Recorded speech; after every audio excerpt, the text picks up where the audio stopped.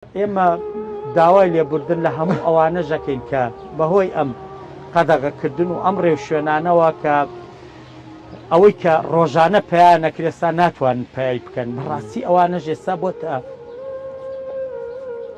خەمێکی گەورە بۆ ئێمەمانە. چۆن یعنی مەبەستەوەی خەڵکێکی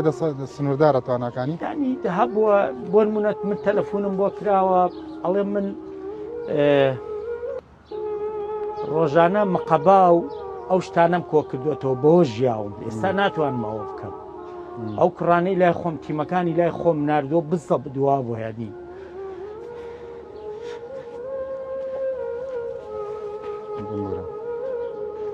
دیارە ڕاستەکەی بەڕاستی خەڵکێکی شەیەمایی دڵخۆشیە دیارە کاگاوات لەبەرەی کە معاناتێکی زۆر زۆری خەڵک ئەبینێ دڵپڕی و ئەوەی بۆ ئەو کەسانەیە کە دەساتێکی سنوورداریانەیە بەداخەوە هەلومەرجەکە بە جۆرێکە کە نازانی چۆن مامەڵە بکەی چەکێکی دوودەمە لەلایەکەوە ئیجراعەتەکان لەوانەیە برسەتی دروست بکە بەداخەوە وڵاتێکی وەکو ئێمە هێشتا خەڵکی لەو جۆرەی تێدا بێت کە لەسەر قوت و کۆکردنەوە و ئەوانە بژی بەڵام نازانی چی بکەی لەبەرەوە من لێرەوە ئەڵێم ئەو پەیامەی لیژنەی فتوا شتێکی باش بوو ئەوانەی کە داران ئەگەر زەکاتەکان پێشیش بخەن بۆ خەڵکێکی نەدار شتێکی باشە ئەمە کارێکی زۆر زۆر باشە و پێویستە ئەمە هەمومان بیکەین و هەمومان ئاگامان لە دراوسێکەمان بەڕاستی ژیانی پێغەمبەران سەلامی خوای لەسەر بێ هەمووی ناخۆشی و ناڕەحەتی بووە بەڵام خەڵکی ئەمڕۆ زۆربەی ئێمە قەناعەتمان نەماوە ئەوانەی کە دەوڵەمەندن وەڵڵا پێویستیان بە یارمەتی و خێرە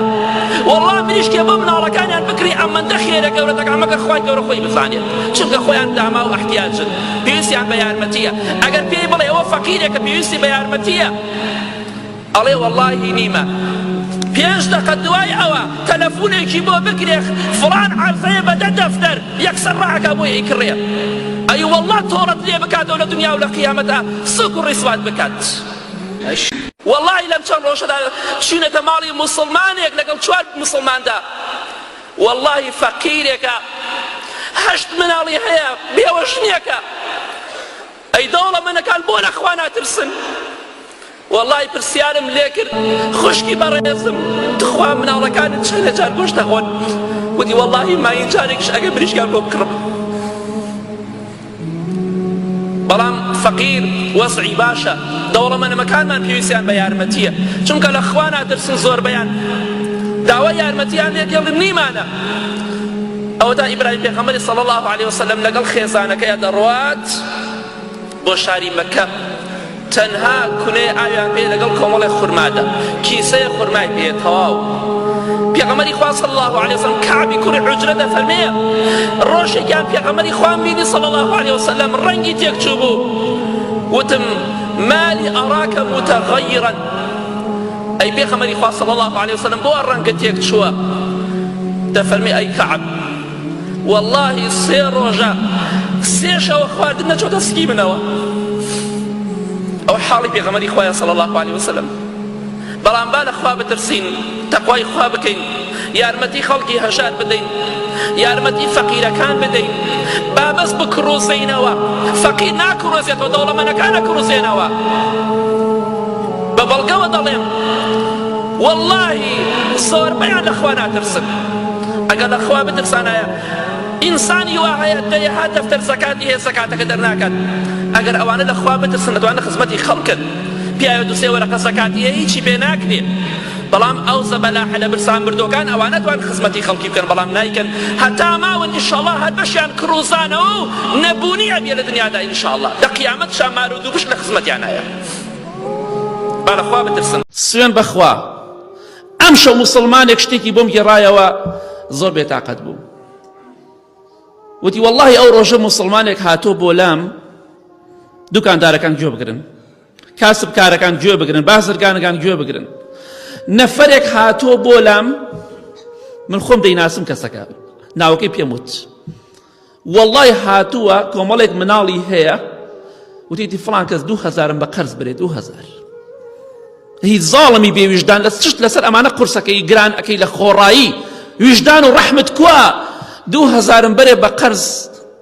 وتی وامزانی بۆ چێتی دوای سێرەکەم بۆ مناڵەکان شتەکڕێ 2000 دینار بەخوا خەڵک کەسان 500 ناری لە ماڵەوە نییە بەخوا 1000 دیناری نییە تۆ شت بۆ گرانەکەی معقولە کیلۆی خورما لە 750 بۆ تا 1000 تۆکەیت 1500 دینار ئەی بێ ڕەحمی بێویژدان ئەمە ڕەحم و بەزەی تۆی بۆ قیامەت بۆ خەڵکی دنیا باگەمە لە خۆمان بێت زەخیرەیەک ئەخەی بۆ قیامەتی خۆت پێویستە بیخەی وەڵی خەڵکەیە خۆشەویستان لەم شارەدا و لە شارەکانی تردا وا نەزانن خەڵکی هەمووی وەزعی باشە وەڵی سعری گۆشت نازانێت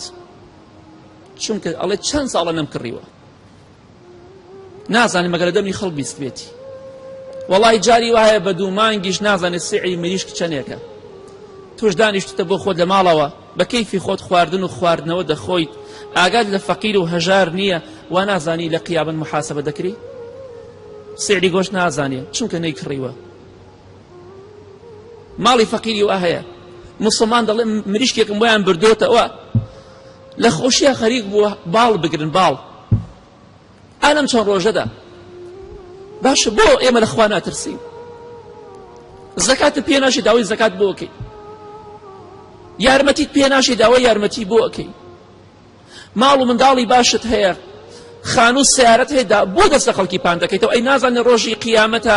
دەموچاوت گۆشتی پێوە نەماوە ئەی نازانی لە قیامەتە تۆ حساب کە بۆ جەهەنەم دەڕۆی چونکە تۆ داوای یارمەتی دەکەی لە کاتێکە یارمەتیت پێ ناشی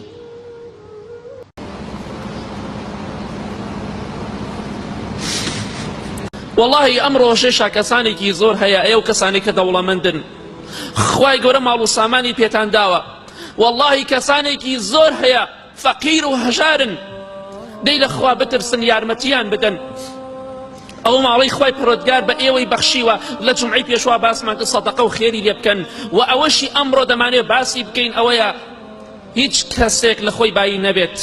دەوڵەمەندی خوا دەوڵەمەندی کردیتە و خوا فەقیریشت ئەکات ئەو تا پێغەمبەری خوا صلی الله عليه وسلم ئەو حاڵەکەیەتی کەسێک بوو لەلایەنی مادیەوە هەژار و فەقیر بوو بەڵام دڵەکەی دەوڵەمەند بوو خۆشەویستی خوا صلی الله عليه وسلم خۆشەویستان خوای گەورە ماڵ و سامانی پێتان داوە زەکاتەکەی دەربکەن خێر و سەدەقە بکەن لەو ماڵەی کە خوای پەروەردگار پێتانی بەخشیوە زەکاتی ماڵ و سامانەکانتان دەرکەن لەبەر خاتری ماڵ و منداڵ لەبەر خاتری دەوڵەمەندی و سەیارە و خانوو خۆتان مەخەنە جەهەنەمەوە